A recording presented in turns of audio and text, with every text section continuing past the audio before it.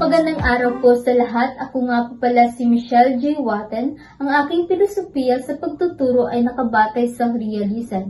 Naniniwala ako na ang edukasyon ay dapat nakatuon sa katotohanan at sa mga bagay na umiiral sa ating kapaligiran. Bilang guro ng Pilipino, mahalaga para sa akin na maiugnay ang mga aralin sa tunay na karanasan ng mga mag-aaral upang mas maunawaan nila ang kahalagahan ng wika at panitikan sa kanilang pang-araw-araw na buhay.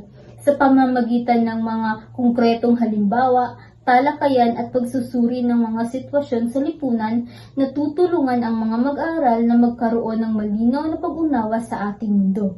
Layunin ko na malinang ang kanilang kaalaman, kritikal na pag-iisip at kakayahang gamitin ang kanilang natutunan sa tunay na buhay.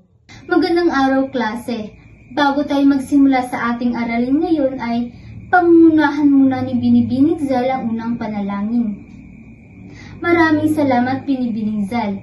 Ngayon, bago kayo muupo ay pakipulot muna ng mga basura sa ilalim ng mga upuan ninyo at pakiayos na din ang mga ito. Ngayon ay maaari na kayong umupo. Ngayon, class, ay may itatanong ako sa inyo. Ano ang ginagawa nyo kapag nasa bahay kayo? Naglalaro? Naglilinis? Tumatakbo?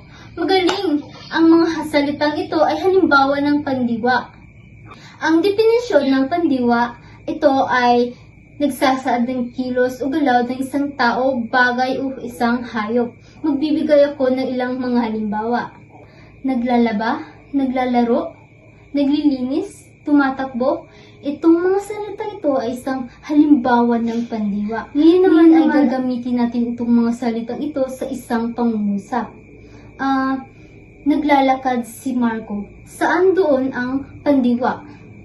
Naglalakad? Magaling. Isa pa. Naglilinis si Ana. Saan doon ang pandiwa? Naglilinis. Magaling. Ngayon ay nakikita ko sa inyo na naiintindihan niyo talaga ang pandiwa at kung paano ito gamitin sa isang pangungusap.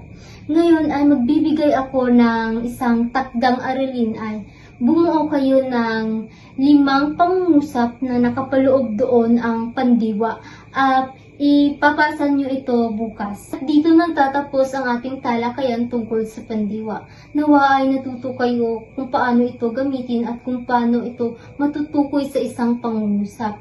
At doon lamang at maaari na kayong mauwi sa inyong mga bahay. Maraming salamat.